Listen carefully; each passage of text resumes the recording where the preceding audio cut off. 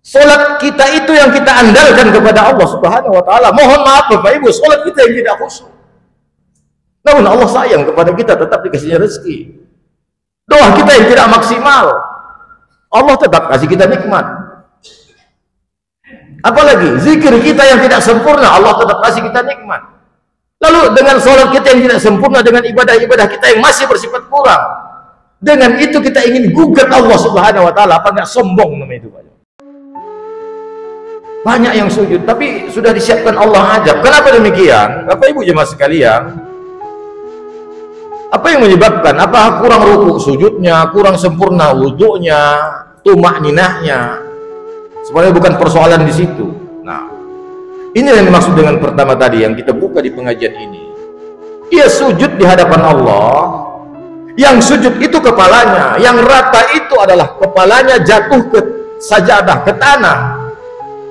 Tapi hatinya tidak, Bapak Ibu. Hatinya tidak merasa butuh kepada Allah.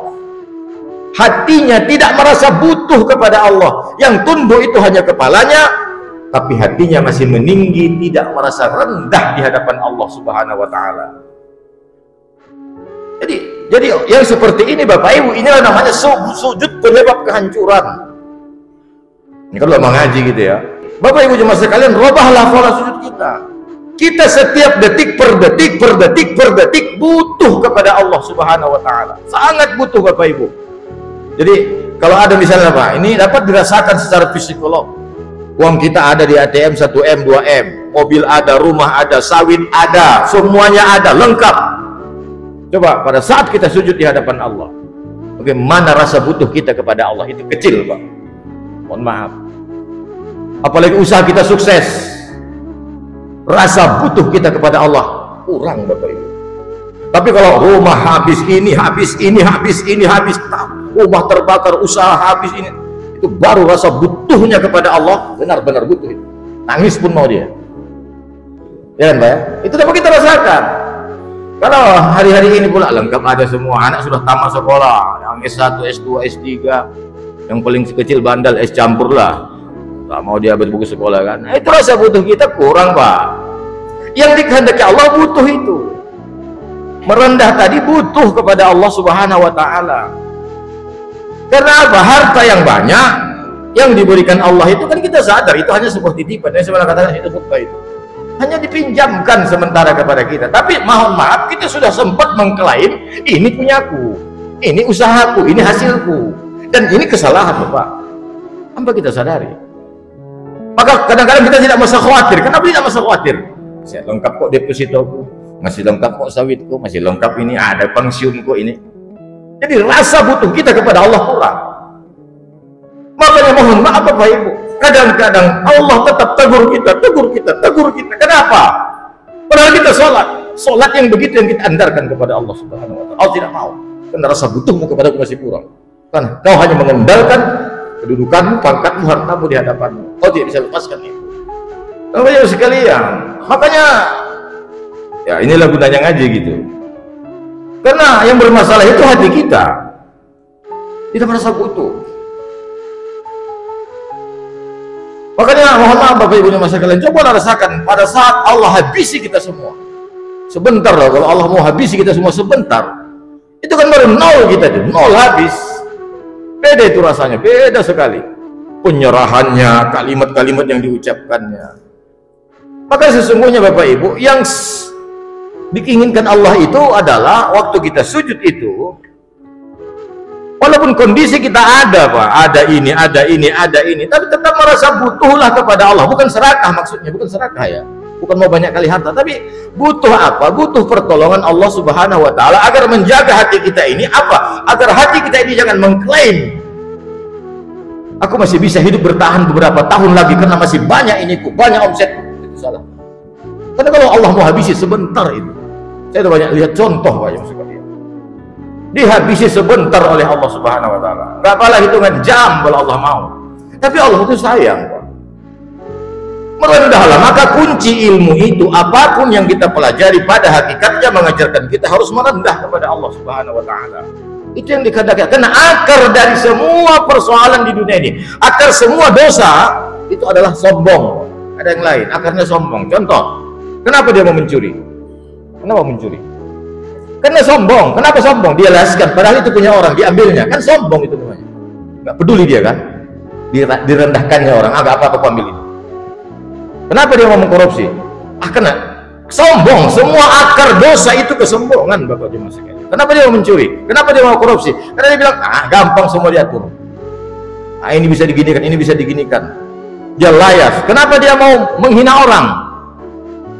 Karena dia sombong. Kenapa sombong? Sombong itu kan merasa tinggi, ya kan? Dihinanya orang, diejeknya orang, dijengkalinya orang. Semua akar dosa dalam hidup ini adalah kesombongan. Coba lakukan rentet-rentet semua, apapun masalahnya. Ada orang, mohon maaf ya, saya kalau ceramah itu tidak ada maksud menyinggung, jangan tersinggung.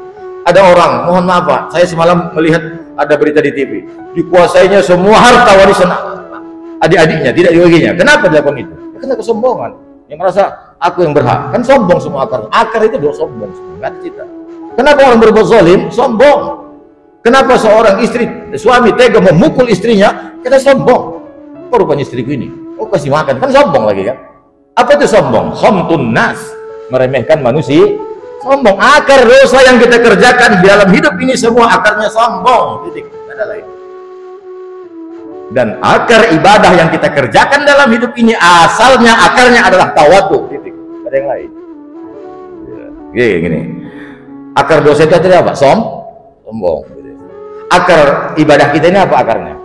Tawadu. Gini Pak, kenapa orang mau beribadah? Ya karena merendah. Kenapa dia merendah? Karena merasa memang di bawah. Gini Pak, di bawah itu apa? Ya nurut. Kalau kita di bawah itu kan nurut gitu. Mohon maaf ya, sekali lagi nurut. Saya kasih contoh gini, mohon ya. Sekali lagi saya tidak menyinggung. Kenapa? Mohon maaf, saya bilang di sini di khutbah. Kenapa ada seorang suami saat ketahuan istrinya gitu, itu apa yang terjadi? Itu kan nurut dia kan sama istrinya kan, abang gini, abang gini, abang gini, abang gini. Saya tengok dia, iya deh. Apa yang diminta istrinya dituruti tidak? Dituruti. Kenapa? Karena merasa bersalah. Atau ada seorang ayahnya terlambat mendaftarkan anaknya masuk di sebuah perguruan tinggi negeri. Karena terlambat, akhirnya anaknya gagal masuk ke perguruan tinggi itu. Lalu si anaknya pulang ke rumah. Kenapa ayah tidak dapatkan saya? Karena si ayah merasa bersalah kepada si anak. Itu apa yang terjadi? Ayahnya nurut apapun dikatakan si anak. Kenapa mau nurut? Karena merasa bersalah Pak. Karena merasa bersalah. Asalkan kita merasa bersalah, itu kita nurut Pak. Nurut, iya. Kenapa? Orang yang merasa bersalah itu biasanya nurut, patuh, itu dia. Nggak banggang itu, iya. Kenapa kita tidak patuh kepada Allah Subhanahu Wa Taala? Kenapa nggak mau nurut? Karena nggak merasa bersalah kepada Allah Subhanahu Wa Taala. Karena merasa sholat kita udah bagus, kita sudah sholat berjamaah, kita udah ngaji, kita udah sedekah, kita sudah infak. Akhirnya perasaan ini membuat kita tidak mau tunduk, nurut kepada Allah. Kita merasa sudah paten ibadah kita, sudah gini. Apalagi mohon maaf Pak, di kami ustadz ini, apalagi dia ceramah banyak jemaahnya begini, sudah Pak. Akhirnya yang timbul apa? Uluan, kesombongan. Ini bahaya juga ini Pak, yang di YouTube ini pengajian gini kan. Tengoknya sekarang banyak yang komen, banyak yang like itu kan, wah paten aku ceramah. Nggak ada paten. Walaupun banyak yang like, nggak ada yang paten. Siapa yang ceramah di sini masjid ini banyak yang like ceramahnya, nggak soal paten, bukan soal paten itu, titik. Karena Allah masih ngasih rahmat, titik. Allah buka aib kita. Kalau Allah buka aib kita, sebentar orang tinggalkan kita, titik. Allah kabulkan doa yang selalu kita ucapkan di waktu kita sholat. Doa apa Pak? Sadar tidak itu? Rabbighfirli warhamni wajburni. Apa wajburni? Tutup aibku ya Allah. Dan itu hari ini Allah kabulkan untuk kita semua. Allah tutup aib kita. Rabbighfirli warhamni wajburni. Tutup aibku, warzuqni wahdini wa'afini wa'fu anni. Kita bilang ke saudara, itu tutup Allah aib kita. Kalau tidak, anak kita di rumah dia menghormati kita. Ibu sekalian, kenapa kita tidak mau total patuh dan tunduk kepada perintah-perintah Allah? Ya, akarnya karena masih sombong. Mana buktinya lagi Pak? Gini, ketika Allah kasih kita masalah, kita sudah tahajud, kita sudah sholat sunat, kita sudah puasa, kita sudah berzakat, infak, sedekah. Allah kasih kita masalah, berontak tidak dengan Allah? Berontak lagi, sombong kan? Dia bilang, apanya ya Allah? Nah itu udah kena itu. Apanya Allah? Aku udah sholat berjamaah tiap waktu, sholat sunat aku kerjakan, anak yatim tiap tahun ku santuni, aku mengaji Al-Quran, kok kau buat aku begini? Itu udah protes kan? Protes nggak bisa itu Pak, protes lagi dia. Kenapa? Karena dia masih merasa tinggi, merasa tinggi. Pak, orang yang zamannya jatuh itu di mana? Dari atas ke bawah atau bawah ke atas? Jadi orang-orang yang di atas ini kan merasa tinggi dia, belum mau merasa jatuh dia, masih aku sudah gini, kan dia bilang aku udah sholat ya Allah, aku udah gini ya Allah, aku udah gini ya Allah, aku udah gini ya Allah, kok gini kenapa? Ini bahaya loh Pak, hati-hati. Kenapa rupanya kok digitukan Allah? Sholat kita itu yang kita andalkan kepada Allah Subhanahu wa ta'ala. Mohon maaf Bapak Ibu, sholat kita yang tidak khusyuk.